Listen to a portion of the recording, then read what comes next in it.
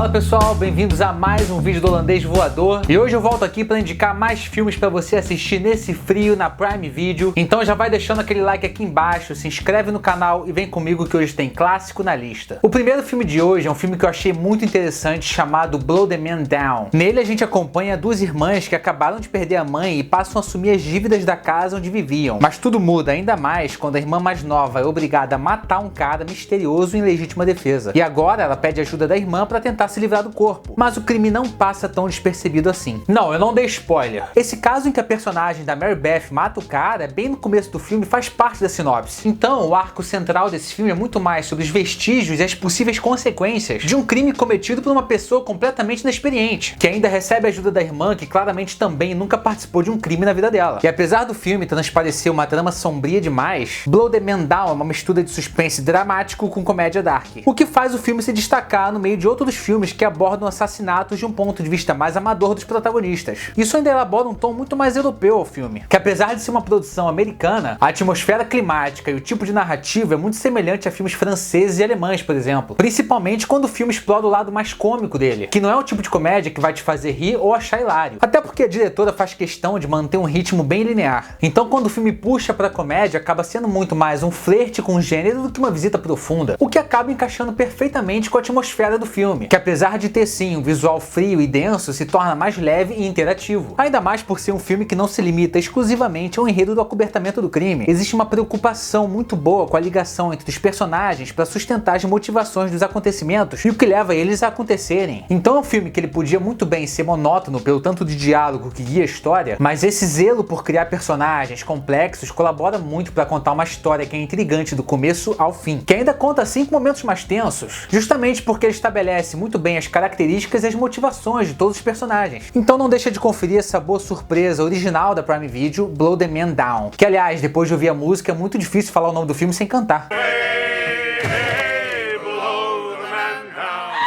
O próximo filme da lista é um romance gótico à la Tim Burton com vampiros, que é ele, Amantes Eternos. O filme conta uma história de amor ainda mais romântica do que Tom Cruise e Brad Pitt em Entrevista com o Vampiro, e acompanha os personagens vividos pelo Tom Hiddleston e a Tilda Swinton, que são dois vampiros cansados da sociedade atual e inconformados com os rumos que a evolução da humanidade tomou. Os dois vivem uma relação de love intensamente apaixonada, mas tudo pode mudar quando a irmã mais nova da Eve chega pra abalar tudo. A minha comparação com os filmes do Tim Burton vem muito mais de um ponto de vista visual do que narrativo, porque apesar das semelhanças mais características desse aspecto gráfico, esse filme tem uma disposição bem própria de enredo, embora seja um filme que talvez se destaque mais pelo estilo do que pela história. Então se algumas vezes você sentir falta de uma história mais concisa, esse espaço acaba sendo preenchido por um visual muito mais estiloso e até musical. Afinal, ele é guiado por um elemento musical de rock clássico o tempo todo. E eu não disse que é um musical. Se fosse um musical, eu nem indicaria, porque eu não gosto de musical. Musical tem gente cantando enquanto morre, isso não pode. E nesse filme ninguém canta. Mas o que eu quis dizer é que existe um pano de fundo baseado em música que encaixa muito bem com a atmosfera gótica e vampiresca do filme, que justamente passeia pelo gênero de terror em alguns momentos que naturalmente são mais costumeiros em filmes de vampiro, tirando esse. Só que esses passeios são tão naturais que não chegam nem a causar algum tipo de contraste nas transições do romance pro horror. Primeiro porque o fato de ser uma história sobre vampiros já desperta uma expectativa obscura sobre o filme. Segundo é que quando ele vaga pelo terror é de uma forma muito mais sóbria. Não porque ele quer te assustar, porque esse filme se obriga a abordar dilemas morais mais convencionais de um vampiro. Você vai entender quando assistir, principalmente do personagem do Tom Hiddleston. Aliás, os dois personagens centrais são muito interessantes, porque contam com uma característica erudita que é muito bem justificada pelo tempo que já viveram. Então todo o senso intelectual e de cultura presente nos personagens do Tom Hiddleston e da Tilda Swinton é um reflexo de duas vidas que passaram por séculos e séculos. Não é um filme com ritmo acelerado, mas eu gostei muito, confere lá. E agora um filme do bicho vindo, porque um terrorzinho maroto nunca é demais, A Autópsia. No filme a gente acompanha pai e filho que cuidam de um necrotério numa cidade no interior dos States. Geralmente os trabalhos de autópsia são bem tranquilos, porque é uma cidade bem pacata. Mas um dia o xerife local traz o caso misterioso de uma mulher desconhecida que foi encontrada morta nos arredores da cidade. E agora, enquanto os dois tentam descobrir a identidade da moça e a causa da morte, coisas sinistras começam a acontecer. Sinistras! E só desse filme se passar em um necrotério já é uma carta na manga perfeita para um filme de terror. Primeiro que por ser um necrotério já tem uma atmosfera tensa só por guardar corpos de cadáveres. Alguns deles até com ferimentos mais grotescos. Mas também porque porque o filme se beneficia muito pelo elemento claustrofóbico que tem ali. E por isso o filme consegue ser assustador apesar desses avanços serem mais pacientes. A proposta é de um enredo que se passa basicamente em um lugar, por mais extenso que ele seja, e ainda contando com 2 personagens a maior parte do tempo.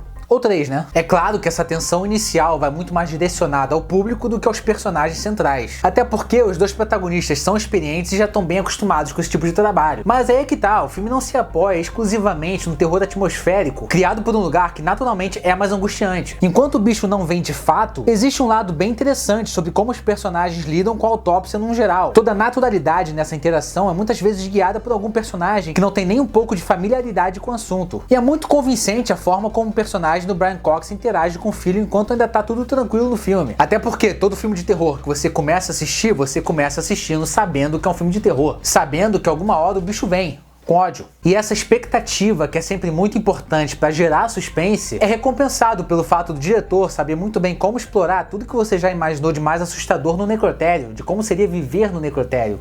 Viver não, trabalhar. Não tem como você viver no necrotério, você já tá morto lá. Isso pelo fato do André Øvredal ser um diretor mais experiente no ramo do terror, com filmes como Caçador de Trolls e o recente Histórias Assustadoras para Contar no Escuro. Aliás, esse que eu falei, eu sei que tem gente que não gosta muito dele, mas a Autópsia você pode ir com fé, porque é um filme muito mais intimista, maduro e pessoal. Até porque claramente ele é uma produção que independe de pitacos de estúdio gigante. E tem o Emile Hirsch. Quem não gosta do Emile Hirsch? Ele tem essa cara de moleque maneiro do prédio. E agora uma obra-prima que, se você não viu, você está completamente errado, equivocado. Chegou a hora do clássico para dar aquela credibilidade à lista com ele, o resgate do soldado Ryan. No filme a gente acompanha a incrível história real de uma equipe que em plena Segunda Guerra Mundial recebe a missão inusitada de resgatar o Matt Damon, que tá sempre perdido em algum lugar, né? Como motivação pro Capitão Miller tem o fato do Ryan ser irmão caçula de 4 filhos que também lutavam na Normandia, só que os outros 3 irmãos morreram em combate. Então acaba existindo uma empatia muito forte como motivação, já que os caras que são responsáveis por dar notícias ruins teriam que contar para a senhora Ryan no mesmo dia que ela perdeu 3 dos filhos dela. Então os americanos se veem obrigados a trazer o Matt Damon de volta, por mais que isso arrisque muito a vida deles. E é claro que nem todos da equipe vão concordar com uma missão tão arriscada quanto essa. É muito difícil você se limitar só à sinopse dessa obra de arte. O Resgate do Soldado Ryan é o melhor filme de guerra da história, e ele se estende muito além dessa temática. Então é muito fácil adorar esse filme, mesmo que você não seja chegado a filmes de guerra. Seja pelo elenco recheado de conhecidos, alguns deles até sendo revelados, como Vin Diesel, por exemplo. Aliás, o Vin Diesel protagoniza uma das cenas mais tensas do filme. Você vai saber qual é quando assistir. Sem contar, é claro, com a grande atuação do Tom Hanks, indicado ao Oscar mais uma vez na melhor década da carreira dele. Eu gosto muito também dessa fase inicial do Matt Damon. Ele tinha acabado de brilhar em Gênio Indomável, e é até curioso como você pode notar no Resgate que ele aprendeu muito quando trabalhou com Robin Williams lá no Gênio Indomável. Principalmente numa cena aqui específica onde ele conta uma história sobre os irmãos e é completamente improviso, o que faz lembrar do improviso do Robin Williams nessa cena do Gênio Indomável, que foi tão inesperada que até o operador de câmera balançou rindo. Bom, provavelmente você já assistiu o Resgate do Soldado Ryan, mas um clássico tão perfeito quanto esse é sempre bom de falar sobre. Eu falei do Tom Hanks tendo o auge da carreira dele nos anos 90, mas o Spielberg também teve a década mais inspirada dele, que aliás esse filme ganhou o Oscar de melhor filme, melhor diretor e outros. O próximo filme da lista é um filme não muito conhecido, mas é muito interessante, que é ele, Anos 90. Nesse filme de 2018 a gente acompanha o jovem Steve curtindo o início da adolescência na Califórnia dos anos 90, enquanto se relaciona com um novo grupo de amigos e descobre o skate como paixão. Esse filme é dirigido e roteirizado pelo Jonah Hill, que apesar de ser o primeiro filme dele como diretor, já revela uma maturidade bem notável na verdade. E por mais que inicialmente o filme transmita uma sensação muito mais atmosférica, como filmes como Boyhood, por exemplo, que é muito conhecido por ser um filme sobre passagem da vida, Anos 90 tem um enredo bem conciso e central. Mas é claro que o filme não se baseia em uma estrutura convencional de arcos de personagens com início, meio e fim, embora seja sim um filme sobre amadurecimento. Mas o Jonah Hill dá uma importância contextual da época sem deixar de focar na trama central. E principalmente se você viveu os anos 90, seja como criança, adulto e adolescente, claro, vai sim sentir uma identificação saudosista no filme. Seja pelas músicas, que apesar de não ser os títulos mais característicos da época, o estilo das músicas era. E na verdade eu não sei por que não optaram por mais clássicos musicais dos anos 90, talvez por uma questão de direitos autorais. Mas como eu disse, mesmo não tendo muita familiaridade com uma música ou outra, o tipo de música era muito característico característico te transporta para a época, seja também pela fotografia mais saturada, também muito presente em videoclipes musicais dos anos 90. O design de produção de filmes de época é sempre primordial, e mesmo sendo uma época não muito distante, existe um cuidado precioso com o figurino, o dialeto e a reconstrução de uma Califórnia muito promissora e reveladora artisticamente. Na verdade, eu ainda acho mais difícil você representar de forma fiel uma década mais próxima do que uma mais distante. É claro que não tem a mesma complexidade cenográfica de uma era medieval, por exemplo, mas a comparação com a realidade de uma década passada mais recente existe na nossa cabeça. Mas o fato é que esse filme é muito eficiente não só na parte técnica. Os atores são majoritariamente desconhecidos e são excelentes, principalmente o Alan Prennett, que rouba qualquer cena em que aparece. E não é um filme só para quem viveu nos anos 90, então não deixa de conferir. Até porque você não viveu no século XVI, por exemplo, mas ainda assiste filmes daquela época. Então é isso, pessoal, espero que tenham gostado das dicas de hoje. Não esquece de procurar os filmes pelos nomes em inglês, como eu deixei no vídeo, porque nem sempre você consegue achar pelo nome em português na Prime Video. Então, se não conseguir achar algum filme da lista, procura o nome em inglês. Se você gostou do vídeo, deixa um like pra mim aqui embaixo, se inscreve no canal para mais dicas semanais e valeu!